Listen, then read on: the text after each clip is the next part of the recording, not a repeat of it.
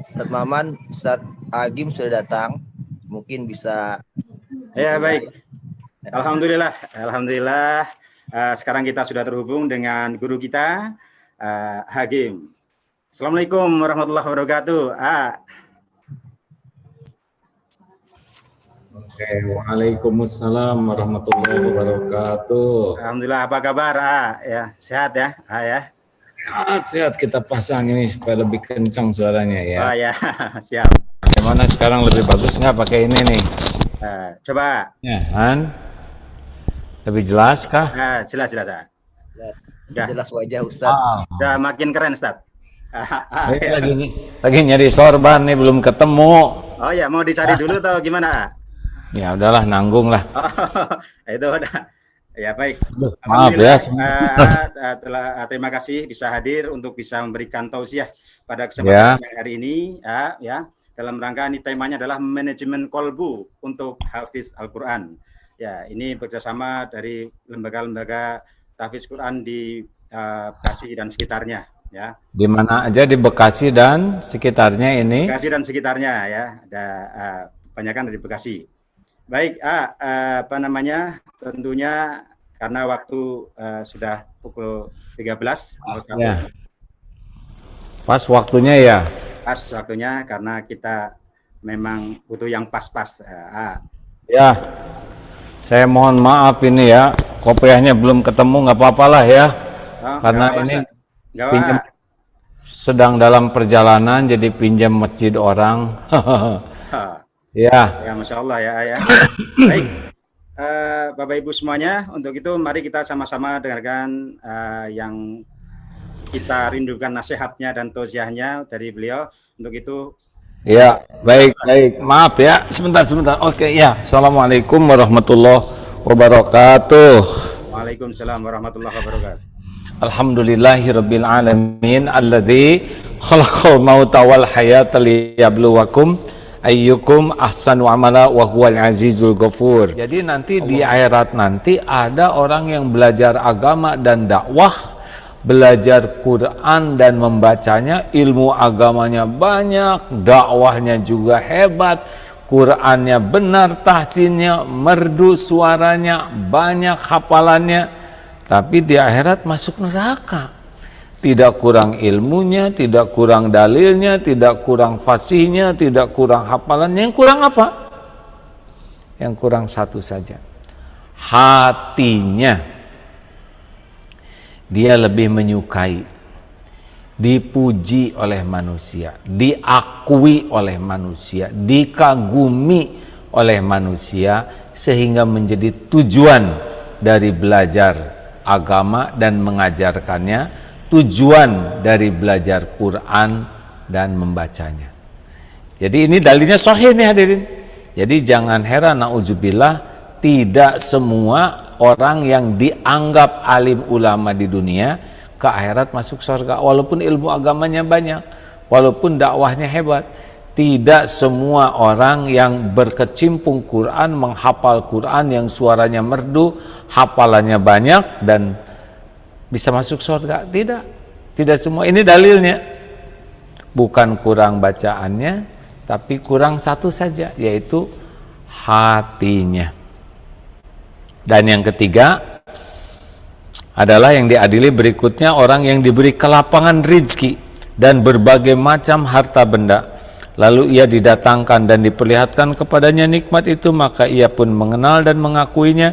Dan Allah bertanya, apa yang kau lakukan dengan nikmat itu? Ya Allah, aku tidak pernah meninggalkan sedekah dan infak di jalan yang engkau cintai, melainkan aku pasti melakukannya semata-mata karena engkau.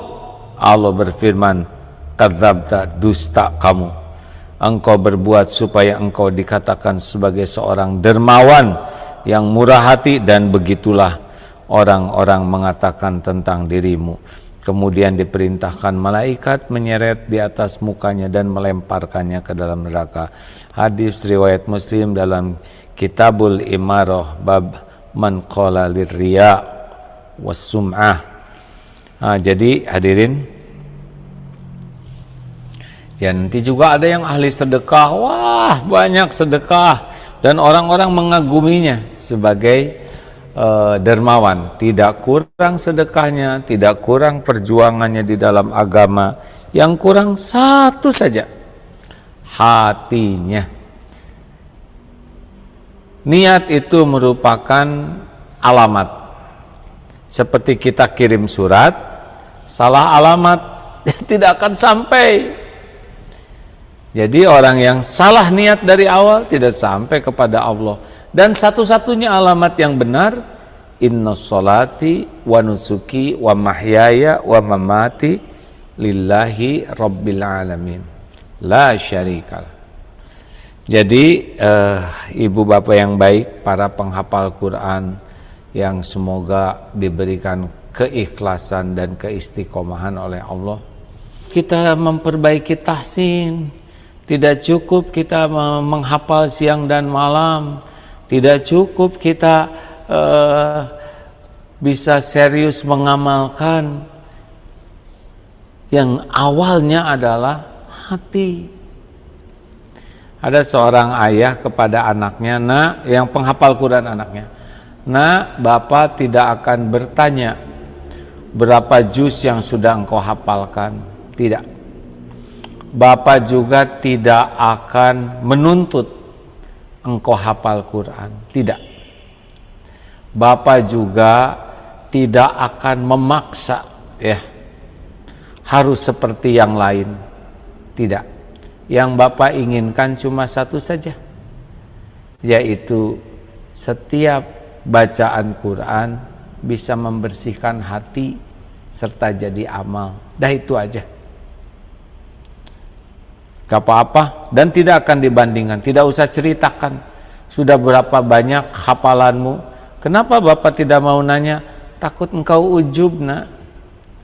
Kenapa Bapak tidak menuntut? Takut nanti tidak ikhlas kamu menghafal karena tuntutan Bapak. Kenapa tidak membanding-banding dengan yang lain? Karena tiap orang punya takdir masing-masing. Yang penting engkau mencintai Quran, setiap huruf membuat ikhlas sekali, bersih dari ujub. Kenapa ditanya? Takut ditambah-tambah. Baru 9 juz setengah, nanti disebutnya 10 juz. Itu bohong, ya kan?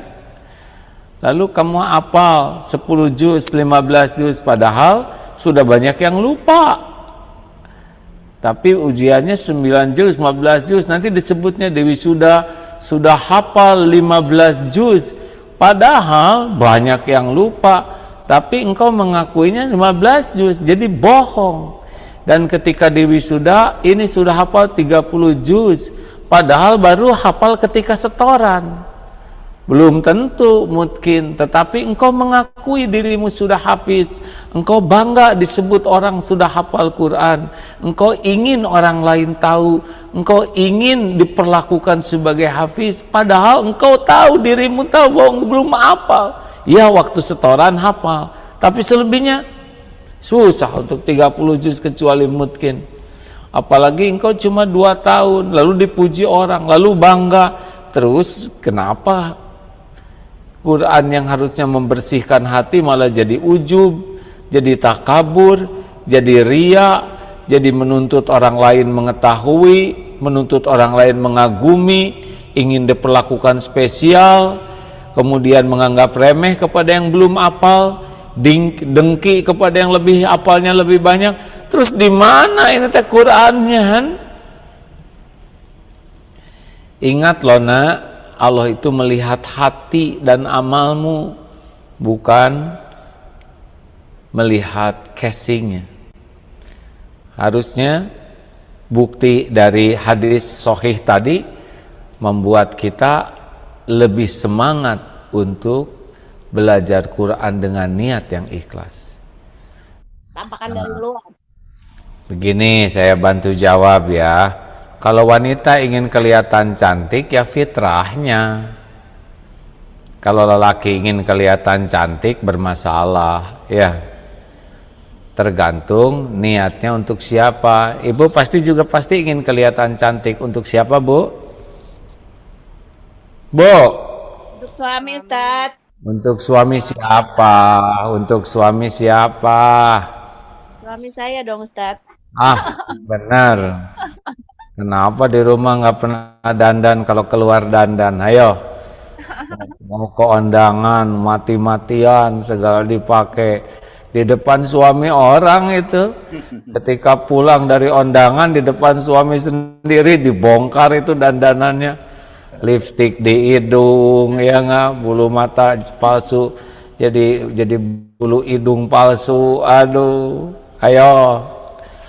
Tapi itu masih mendingan dibanding ingin kelihatan solehah. Kenapa? Kalau wanita ingin kelihatan solehah, dia pasti menggunakan ibadah hak Allah. Jadi sholatnya dibagus-bagus, kerudungnya disari-sari, tapi supaya dipuji orang. Dia banyak zikir, dia diam.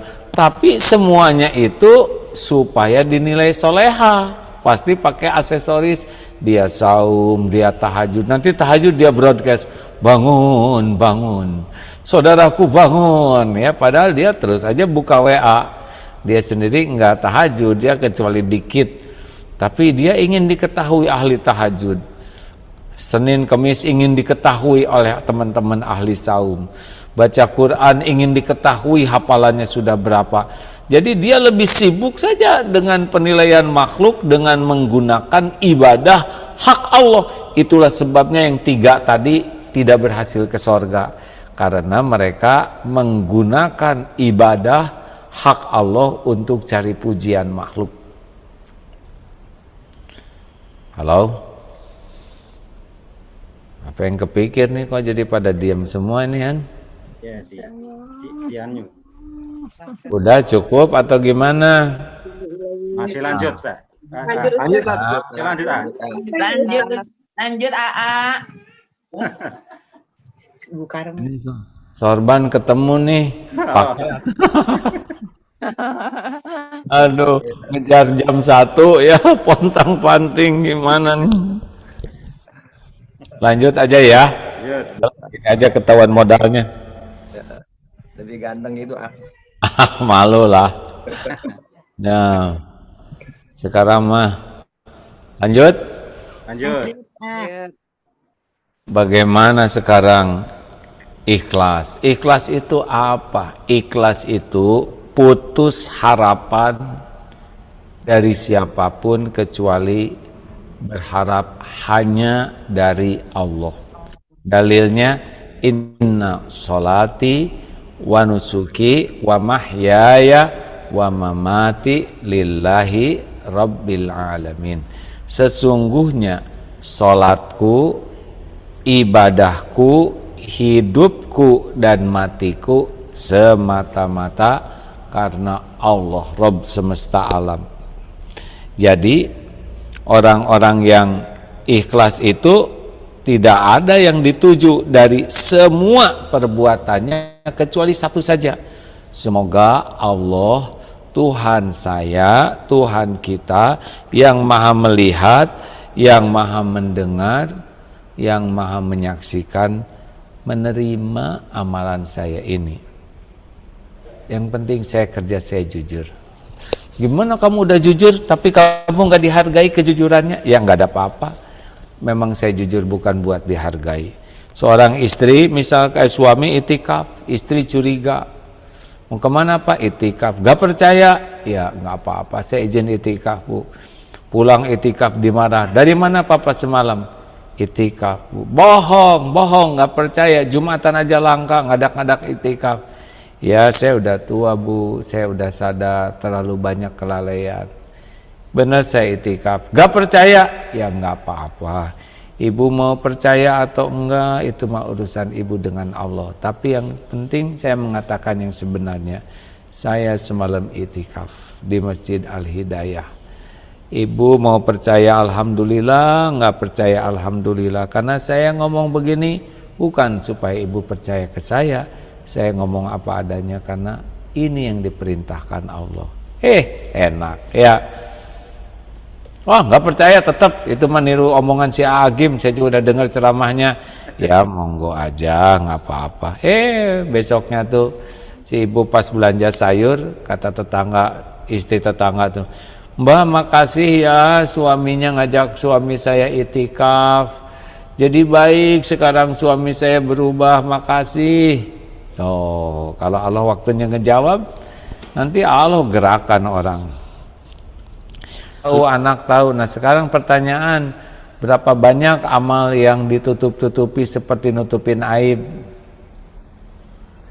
Nah kadang tahajud juga acting, nangis, padahal nangisnya air matanya hasil menguap, tapi suami bangun ada pura-pura.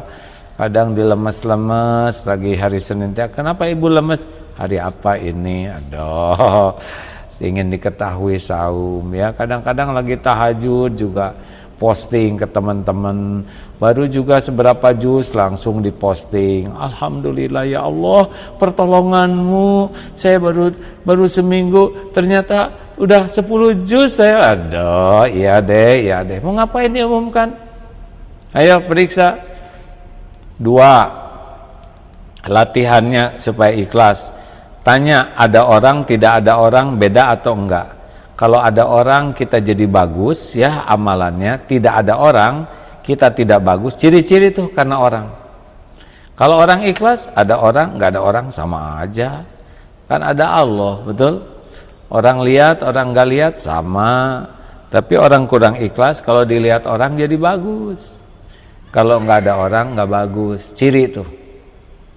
3, kalau kita ingin ikhlas lihat, jangan ingin dipuji, jangan takut dicaci. Orang ikhlas tuh puji, caci sama aja. Tapi bagi orang yang kurang ikhlas, dipuji semangat, tidak dipuji tidak semangat, dicaci oh patah semangat. Tapi orang yang ikhlas mah lempeng puji mangga, nggak muji nggak apa-apa, dicaci mangga. Mulut manusia cuma seperti ember jatuh, puji caci sama aja dengan ember jatuh, getaran udara yang merambat ke telinga. Dipuji sedunia nggak ada apa-apanya, yang ngasih pahala Allah, yang punya sorga Allah, sampai jeding orang menghina kita nggak ngepek. Tuhan kita kan Allah, bukan mulut orang, betul? Coba ibu punya cicilan dipuji, tetap aja ibu yang nyicil ya. 4, jangan ingin dihargai. Jadi jangan gara-gara ibadah kita tuh jadi pengen diakui orang. Nih kami dari majelis taklim penghafal Quran. Jadi kalau belanja tuh pengen dimurahin. Kalau dia nggak ngemurahin teh jengkel ya. Kalau memang wajar udahlah nggak. Tapi kalau memang di atas kewajaran ya boleh nawar ya. Tapi jangan karena ngapalin Quran, hati-hati loh ya. Kami dari keluarga besar penghafal Quran. Kalau nanti saudara ngemahalin kualat loh kenapa ngapalin Quran jadi pengen diskon gitu kan? Jadi pengen kalau ada apa-apa tuh diperlakukan spesial. Kalau orang tidak memperlakukan kita spesial jadi marah. Lihat aja kualat dia ya. Dia berani ngeganggu para penghafal Quran. Nggak boleh gitu. Kita menghafal Quran bukan untuk dihargai orang. Kita menghafal supaya Allah ridho. Belum tentu diterima juga kita ngapalin ini ya, karena niatnya belum tentu lurus. Yang kelima, jangan ingin dibalas budi. Nggak usah diingat-ingat. Nggak usah mengingat-ingat kebaikan. Jangan disebut-sebut. Jangan nunggu orang lain berterima kasih. Jangan nunggu orang balas budi. Dah. Lakukan, lupakan. Lakukan, lupakan. Lakukan, lupakan. Lakukan, lupakan. Nggak usah ditunggu-tunggu. Allah tidak akan lupa. Allah melihat semua yang kita lakukan. Wa huwa ma'akum aina ma kuntum. Wallahu bima ta'maluna basyir. Al-Hadid ayat 4. Dan dia Allah bersamamu dimanapun kau berada. Dan Allah maha mengetahui, maha melihat, apapun yang kau kerjakan. Ayo periksa hati bacaan Quran. Jangan sampai pengen dianggap qori'ah, ingin dianggap hafizah, selalu memaksakan diri pengen jadi imam, ingin tampil, kalau nggak jadi tampil sakit hati, ya nggak jadi tampil kan karunia Allah. Daripada tampil jadi dosa, ya udah nggak harus tampil. Tidak harus kok sedunia tahu kita ngapalin Quran. Belum tentu benar kok niatnya, belum tentu diterima juga oleh Allah, betul? Dah nanti waktunya orang tahu akan ada, Allah beri jalan untuk orang tahu. Tapi kita ngapalin Quran, semoga tiap huruf yang dibaca membuat kita semakin dekat dengan Allah, membuat Allah semakin ridho, karena dari tiap huruf hati kita jadi makin bersih dan jadi amal. Terima kasih. Teng 30 menit. Ya, masalah atau siang yang sangat baik untuk kita semuanya siang hari ini, yang sangat bermanfaat untuk kita tentunya. Kita jadi mengerti apa artinya ikhlas ya, dari 5 kiat yang tadi ya. Qul inna sholati wa nusuki itu Al-An'am 162 ya, yang suka kita baca dalam sholat ya. Qul inna sholati wa nusuki wa mahyaya wa mamati lillahi rabbil alamin. Katakanlah sesungguhnya sholatku, ibadahku, hidupku dan matiku hanyalah untuk Allah, Rabb semesta alam. Ya. Ya, baik ya. Ya, untuk selanjutnya adalah ini ada pertanyaan-pertanyaan yang telah kami siapkan ya dari menindaklanjuti yang tadi. Ini pertanyaan yang pertama. Ini ada season yang berikutnya adalah 30 menit ke depan. Insya Allah pertanyaan-pertanyaan yang sudah kami siapkan. Yang pertama adalah begini ya, bagaimana mendisiplinkan diri dalam hal ketepatan waktu dalam belajar maupun mengajar, baik bagi murid maupun bagi guru. Ya, memang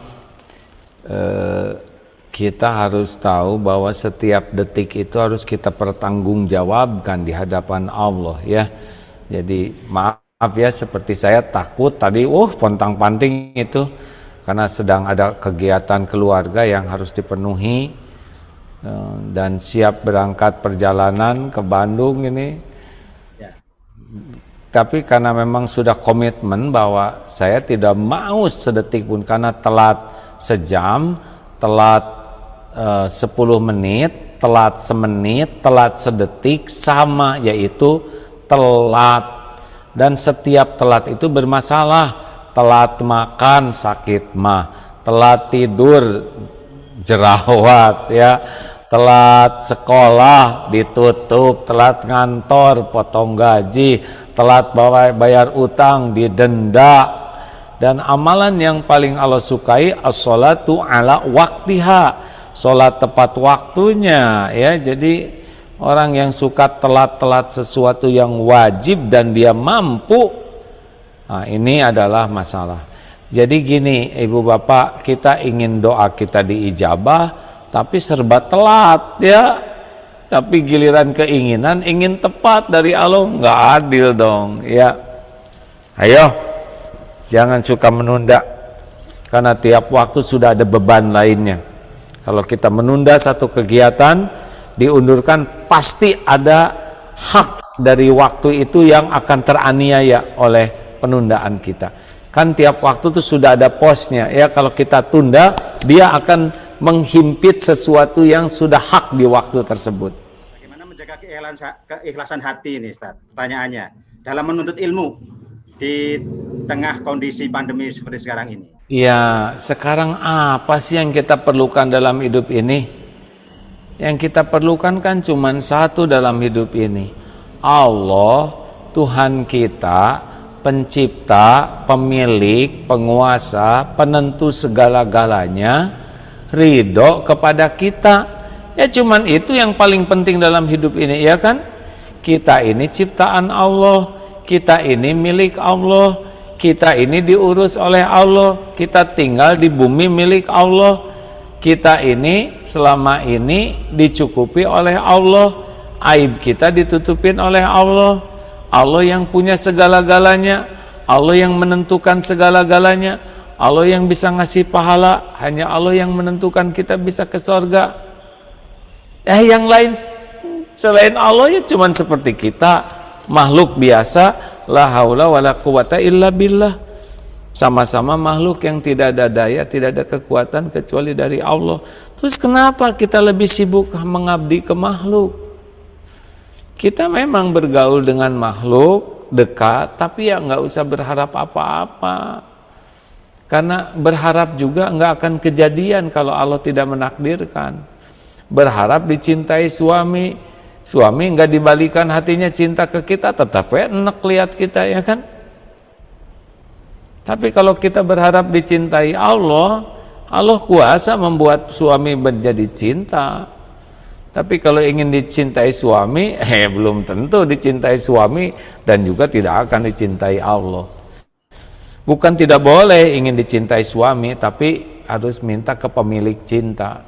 Siapa? Allah Subhanahu wa Ta'ala. Ini ilmu tauhidnya makanya harus mantap. Banyak yang belajar Quran, tapi kalau ilmu tauhidnya enggak mantap ya, pasti ujungnya tuh gitu, pengen dipuji, pengen dikagumi, ingin diketahui, pengen udah bukan Allah yang ada di hatinya, dan enggak nyaman hidup seperti itu. Karena apa? Karena Allah enggak suka. Ya. Baik. Ya. Baik, yang ketiga pertanyaannya nih, bagaimana menjaga dan melembutkan hati agar hafalan Al-Quran selalu terjaga? Ya.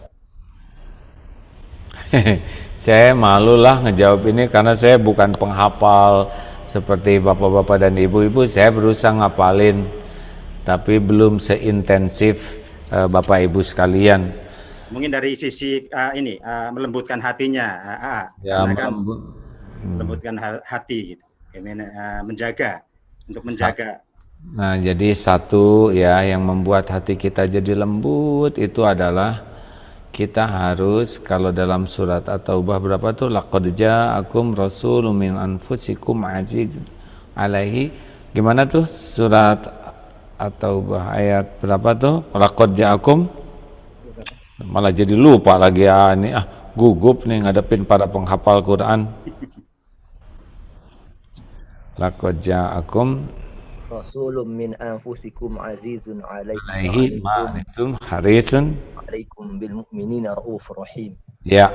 At-Taubah ayat 128. Berapa Mas? At-Taubah ayat 128. Ya, At-Taubah 128 ya. Laqad ja'akum rasulun min anfusikum. Ya benar. Nah itu dari sana kita bisa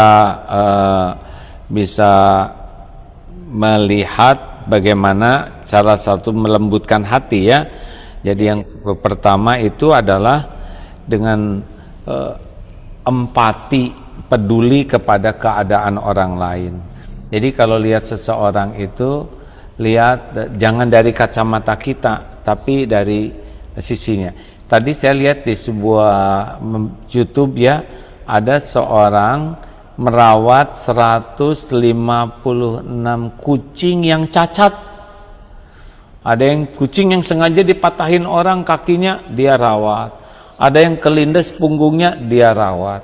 Kenapa dia bisa melakukan itu? Karena dia empati, meraba derita yang lain. Nah Rasulullah itu sangat empati. Jadi kalau punya khodimat yang bantu-bantu di rumah, nah tempatkan diri kita, kalau saya dalam keadaan beliau bagaimana ya, tidur di kamar yang terbatas, kerja dari pagi, susah ketemu, makin kita meraba derita orang lain, itu makin lembut hati kita. Dari peka ini jatuhnya nanti ke peduli, pengen melakukan. Maka yang kedua itu biasanya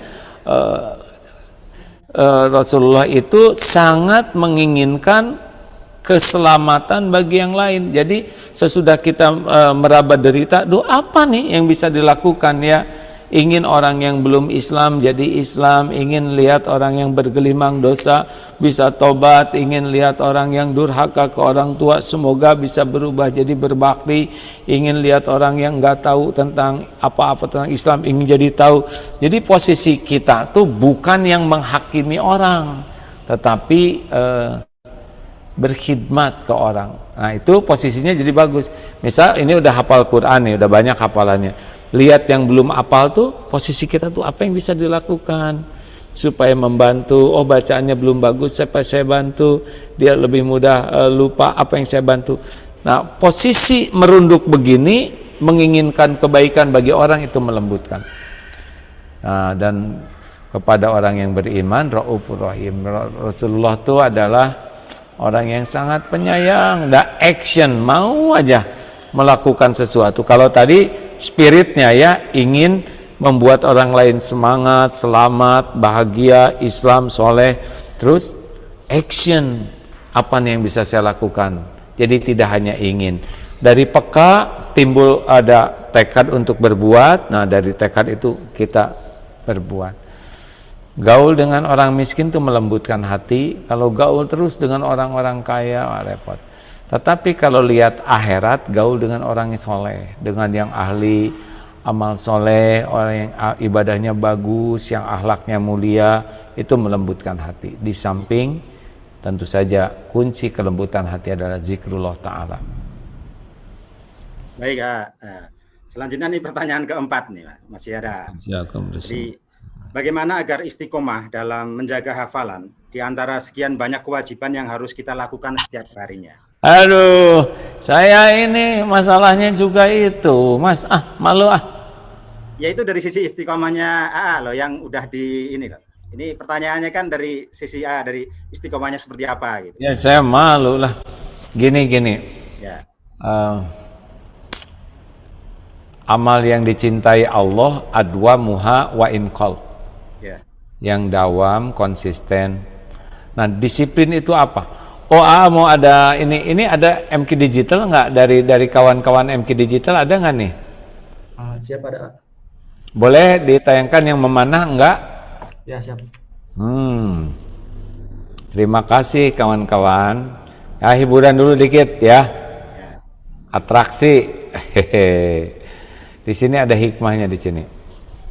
Ini bukan masalah jagoan memanah, enggak. Ini ada pelajarannya ya.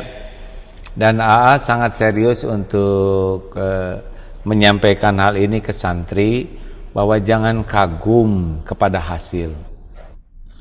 Karena hasil itu bisa berubah setiap waktu, tapi kagumlah kepada proses. Jadi yang Allah sukai, nah lihat, jreng. Mana? Ya, inilah memanah botol. Lihat. Bismillahirrahmanirrahim. Boleh tepuk tangan ya. Ini AA nih ya. Terserah lah. Santri mah pasrah we, dipanah juga ya enggak. Tiung. Ya. Banyak yang waduh ini hebat, enggak hebat. Itu biasa banget itu ya. Ini bukan hal yang istimewa begini. Udah ampun. Ya. Ini aja bisa jadi ria nih. Ini asli sebetulnya, ya. Asli Mas, asli ya. Gini. Jadi ini memanah botol di atas kepala ini itu bukan sesuatu yang istimewa, itu hasil dari istiqomahnya berlatih. Jadi kalau latih pada proses. Nah, yang disebut disiplin adalah kemampuan seseorang melakukan apa yang dia tahu harus dilakukan, itu disiplin. Kita banyak tahu harus melakukan ini itu, tapi kita nggak melakukannya, itu kurang disiplin. Halo, jelas tidak nih? Jadi ibu bapak, saran saya sih, saya mah jadi kecemes terus nih oleh grup ini nih. Habis ceramah ini saya mau ngapalin lagi, murojaah lebih banyak lagi. Baru menang teori ini, jadi saya percaya sekali bahwa pertolongan Allah itu diberikan satu kepada orang yang ihris ala ma yanfa'uk, orang yang sungguh-sungguh dalam melakukan apapun. Yang kedua wasta'in billah, orang yang betul-betul minta tolong kepada Allah. Jadi yang pertama kan ini dalil lengkapnya begini, al-mu'minul qawi khairun wa ahabu ilallah minal mu'mini dhaif wa fi kullin khairun. Mukmin yang kuat lebih baik daripada mukmin yang lemah, lebih baik dan lebih dicintai Allah daripada mukmin yang lemah dan pada keduanya ada kebaikan. Ada lanjutannya nih ya. Ihris ala ma yanfa'uk, dan berantusiaslah, bersungguh-sungguhlah, all outlah dengan apa-apa yang bermanfaat bagimu, wasta'in billah, dan mintalah tolong kepada Allah, wala ta'azaz, dan janganlah kamu merasa lemah. Wa in asabatu syai'un fala taqul law anni fa'altu kana kadza wa kada, walakin qul qadarullahi wa ma syaa fa'al. Tapi kalau sudah terjadi sesuatu, Allah memberikan suatu kejadian, janganlah engkau mengatakan seandainya saya begini pasti akan begitu, seandainya saya akan begini. Tidak boleh. Tapi kalau sudah terjadi, kul qadarullah, ini adalah takdir Allah. Allah berbuat apa saja yang Dia kehendaki. Fa inallahu taftahu amal syaiton, karena perkataan seandainya membuka pintu masuk tipu daya setan. Jadi maksud saya ini, antusiaslah untuk sungguh-sungguh. Poinnya adalah bukan dihafal, tapi poinnya adalah bersungguh-sungguh meluruskan niat, bersungguh-sungguh menghafal, bersungguh-sungguh mengamalkan. Gitu aja. Perkara lupa, taubat lagi. Ya. Ya, baik ya. Wah, Ya, saya masih banyak ada sekali. waktu. Saya 15 banyak. ke depan, 15 menit ke depan nih. Masih Ya. ada beberapa pertanyaan nih. Bagaimana dengan istilah hati dulu baru amal? Atau nggak apa-apa, tidak baik ibadahnya, yang penting hatinya baik? Pertanyaannya. Ya, dua-duanya satu paket. Tapi hati itu benar-benar duluan, karena hati itu ruhnya dan amal itu jasadnya. Jadi kalau hatinya nggak baik, seperti tadi kan jasad banyak melakukan, ya nggak? Tapi kalau ngomong yang penting hati, tapi jasadnya nggak mengamalkan, ya enggak juga, karena bukti dari hati itu adalah amalnya. Walaupun mungkin ada yang terbatas kemampuan amalnya, ya, tapi hatinya ikhlas, tapi dia fisiknya tidak sanggup, memorinya terbatas, pahalanya boleh jadi lebih besar daripada yang beramal tapi kurang ikhlas. Iya. Itu Lalu yang penting pertanyaan selanjutnya. baik, nggak apa-apa nggak pakai jilbab juga, yang penting hatinya baik. Ya nggak bisa, hati baik itu pasti berusaha memenuhi apa yang Allah sukai. Dia tuh sebetulnya hatinya baik, cuman ngomongnya aja kasar, nggak bisa. Karena hati baik pasti ngomongnya juga akan menjadi baik. Ya. Baik, selanjutnya nih, apakah ada tanda-tanda khusus nih bahwa amalan kita itu ikhlas dan terima oleh Allah itu? Ada tanda-tanda khusus enggak ini? Dalam kitab Al-Hikam, Imam Ibnu Athaillah menyampaikan di antara ciri-ciri diterimanya amal, ya, selain niat dan caranya benar, yaitu ketika beramal dia diberikan kenikmatan dalam amal itu. Misalkan sholat seseorang ini disukai Allah, nah pada waktu sholatnya itu dia khusyuk sekali, nikmat. Misalkan sedekahnya diterima Allah nih ya, nah pada waktu dia melakukan sedekah tuh betul-betul dia diberikan kenikmatan bersedekah tanpa pamrih. Ya, tidak ada arep-arep apapun, penilaian, pengakuan, penghargaan dari makhluk. Jadi dia tuh nikmat sedekah, ada yang terang-terangan, ada yang diam-diam, ada yang sembunyi-sembunyi. Dia nolong orang tuh nikmat aja. Memelihara atau merawat anak yatim, merawat binatang, tapi ikhlas tuh diberi nikmat oleh Allah. Seperti doa yang akan diijabah oleh Allah tuh dia diberikan nikmat khusyuk ketika munajat. Nah, jadi salah satu ciri amal yang diterima Allah tuh pada waktu beramalnya dia juga sudah diberi hadiah menikmati amal itu. Karena ada yang sedekah uring-uringan, nolong orang marah-marah, ya kan? Tadi tadi nanya kan AA juga ya, yang kalau masak itu ya nggak? Kenapa jadi marah-marah pada udah masak? Ya gitulah. Baik. Lalu ini apakah menceritakan hafalan nih? Kita udah menghafal nih dalam rangka dakwah itu boleh, boleh atau enggak ini? Menceritakan di dalam rangka hafalan kita diceritakan. Oh, Dalam rangka dakwah. boleh kalau niatnya sebagai syukuran. Cuma ya tipis itu ya. Biasanya nih ya, ini kita aja ya. Kalau orang udah nyeritain dirinya sendiri, itu ada kecenderungan pakai bohong, suka ditambah-tambah. Pokoknya orang kalau udah cerita diri ya, nah itu di upgrade tuh, kecuali berat badan yang jarang ditambah tuh ya. Alhamdulillah saya sudah hafal 15 juz. Padahal kalau tanya ke hati kecil, benar 15 juz hafal. Benar tidak nih? Asli nih? Pasti hatinya ragu-ragu tuh ngomong gitu teh, ya kan?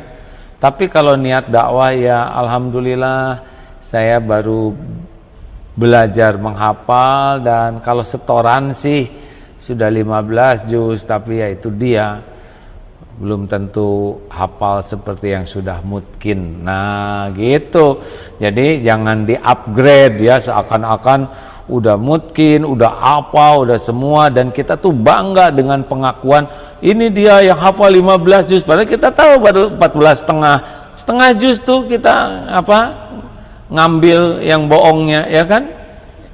Halo? Iya. Jadi kalau mau cerita diri ya hati-hatilah, jangan pakai bohong, jangan pakai ditambah-tambah, jangan sampai ngebohongin hati sendiri. Padahal hati kita tahu, ini saya nggak hafal nih, baru setor aja kok hafalnya, ya nggak? Halo? Ya. Apa yang kepikir? Nanya aja dari tadi, ayo.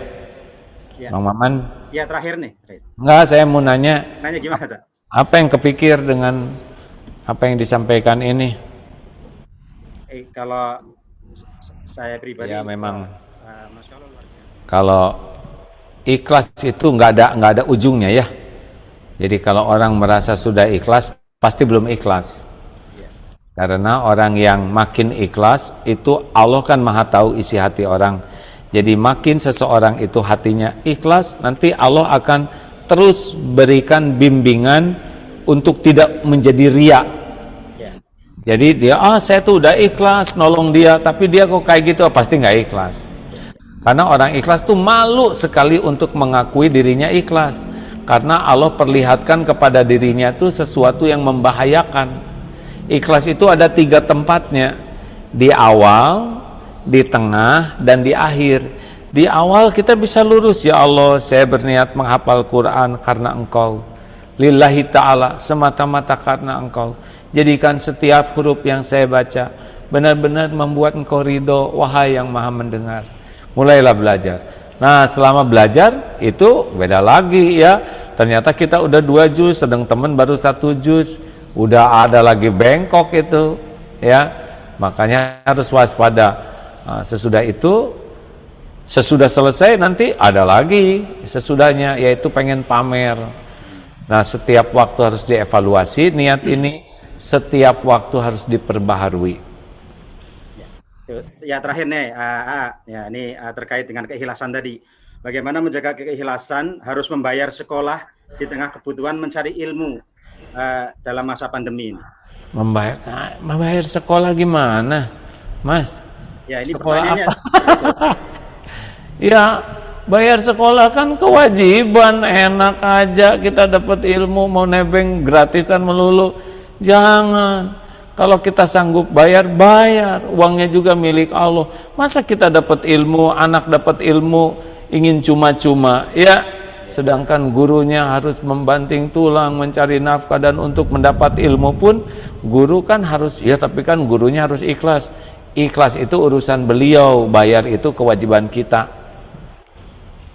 Harus senang kita membayar ya, karena dengan demikian kita jadi jalan rezeki kepada para guru, kepada sekolah. Jangan merasa senang kita dapat sesuatu tanpa berbuat sesuatu. Jangan. Masya Allah, udah gluduk nih. Gluduk, ayah. Ya, karena sudah gluduk, jadi ini untuk selanjutnya penutup doa. Karena untuk bisa memimpin doa pada kesempatan siang hari ini. Terima kasih Bapak Ibu yang baik ya, mohon maaf penyampaian saya seperti ini, tapi mudah-mudahan di balik segala keterbatasan saya menyampaikan, Allah izinkan ada manfaatnya. Allahumma sholli ala sayyidina Muhammadin wa ala alihi wa ashabihi ajma'in. Ya Allah, Allahumma ij'alna minat tawwabin waj'alna minal mutatahhirin waj'alna min ibadikas sholihin.